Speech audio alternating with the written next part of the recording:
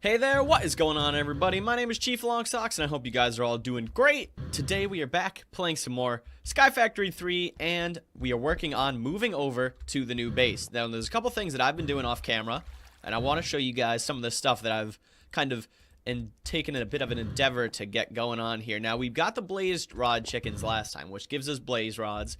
So now we went ahead and we made our ender chest. Slowly you can see our stuff is flowing out of here and into the other chest. Now you can also see that the network is still hooked up as far as I'm aware.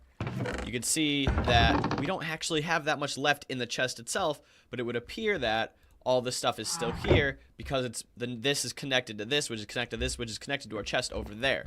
But this teleportation wad, might I add, we can put on hover mode real quick and we could teleport boop, boop, boop, right over here so much faster. It doesn't appear to have a durability or anything like that, so it's pretty much amazing. So what have I been doing? Well, I've been working on some ways to get our power going, and I wanted to have a couple different sources, one of which you saw last time had to do with these ender pearl generators. And so I thought I would do a little bit of practice with these item filters because I don't know if you know this, but our system would get very clogged when these chickens poop out stuff other than ender pearls, I said. So I went ahead and I crafted a basic item filter, and how it works is this is our input chest. So let's say we put this to never active. We can put a load of seeds in here and you'll see without it being active they will not flow in. If we switch this to always active, the seeds are obviously flowing in and everything's going normally. But if we put this one set to an item filter, you can see we can white or blacklist things. Whitelist means it's going to be something that gets through. So if we whitelist, for example, seeds are whitelisted. So what that means is that everything else that isn't whitelisted should not get sucked in. Feathers, chickens, glowstone, seeds.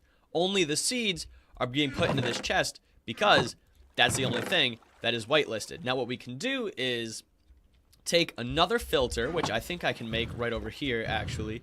Can I make another filter? I know I need another hopper actually. Let's do that. I want to show you guys what the process is here. So where's my iron? Do I not have any iron? Iron? We do. Okay, well, don't worry about it right now. Basically, I'm going to have to make two outputs. One that takes things from a main chest and whitelists it and puts it into our ender generators. And another thing that blacklists other stuff or whitelists it or whatever and puts it into... Actually, all we have to do really for the other one is the same thing I could show you here. So if we wanted it to go into a trash can, let's say this was our trash can right here, we could take this and we could blacklist seeds. We switch it to blacklist. This is assuming that it's the second filter, obviously, like I said. And then over here, we can put in seeds. It will not pull seeds, but it will take everything else.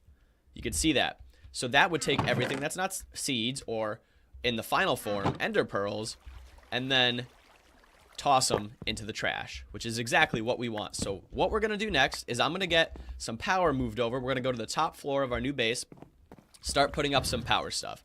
That's going to take not too long, but I'm going to try and set up the ender pearl generator first, and then we can work on our lava power generation as well, which I think I have some better ideas to make this a little bit nicer. I think we're going to compact it a little bit, make it neater, and do that. So let me guys get started on this, and I'll bring you back in a little bit. But before we go, thank you guys so much for coming to hang out. I appreciate it, and I will see you all in a little bit.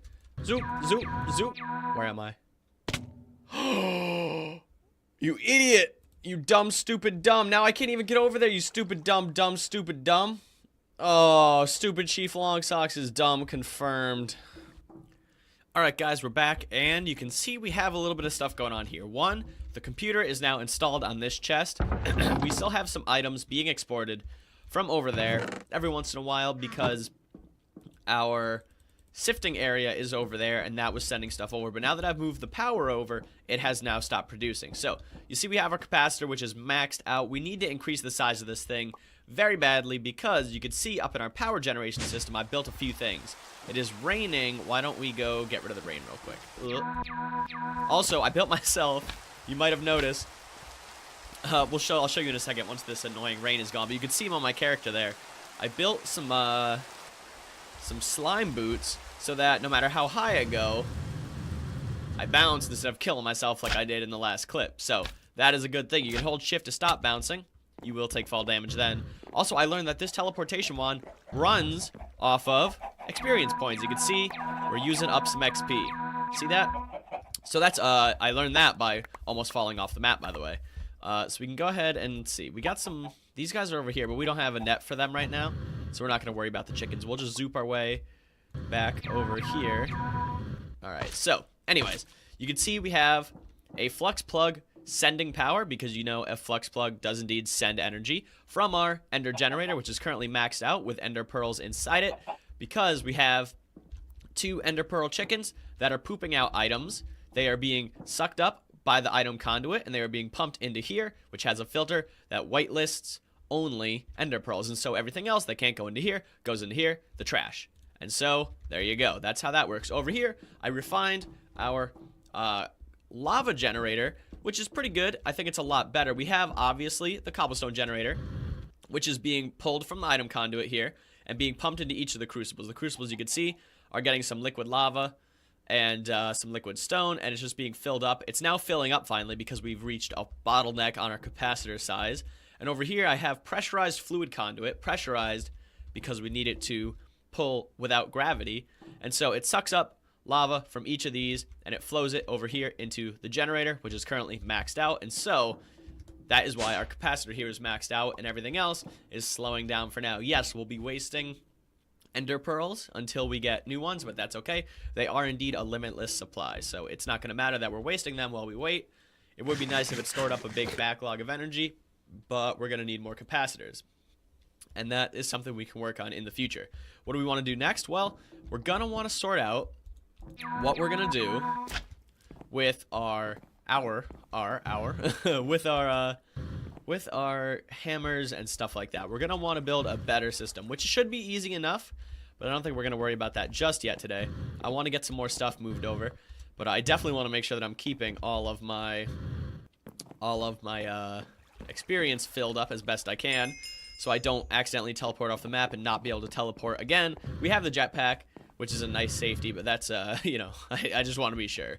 So what are we going to do next? Well, I think we should build some more platforms, too, along with, possibly, I'm thinking a smeltery platform would be really good, like a metallurgy producing platform. I think that would be pretty good. Maybe we'll make it out of seared bricks or something of the sort.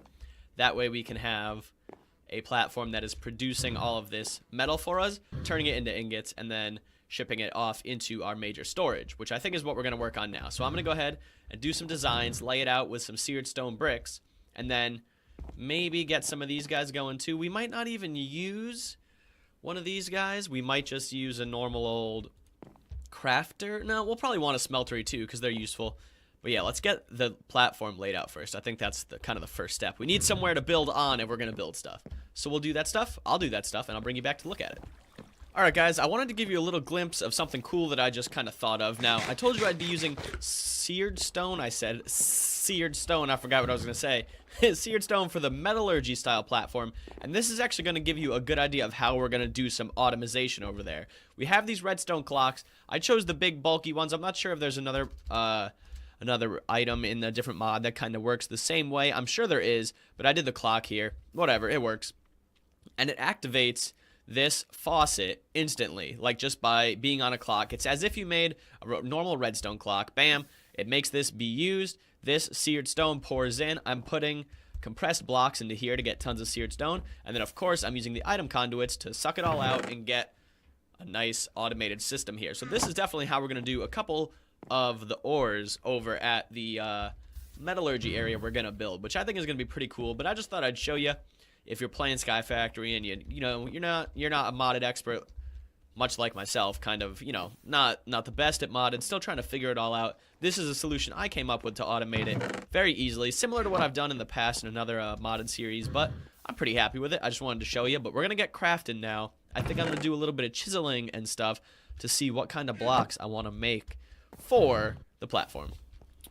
Well, no matter how many awesome teleporting wands or backpacks or jetpacks you have, you can still absolutely fall out of the world. I was trying to fill in this platform here, and there was a bunch of mobs, but I also realized that my jetpack was a little bit low on power, so I decided that it would be a good idea to charge it, and then I didn't put it back on. I put it into my hotbar, jumped off the map, wasn't able to jetpack. I put it on and tried to jetpack, but I was already too far below, and I started dying. But thankfully, oh, okay, jetpack, check.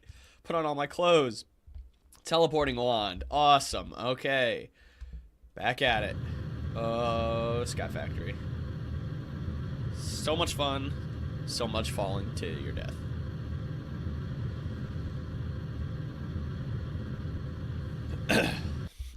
Okay, guys, we're over at the new platform, the metallurgy style platform. We're going to be creating all of our ores, and I have a little bit of a test display that we can use kind of to see what and how things are going to work. You know what? I actually do need, before we get started, I'm never prepared to hit record. I always hit record, and then I'm instantly ill-prepared. I just need to make a chest, though, so I think we can handle that on screen. All right.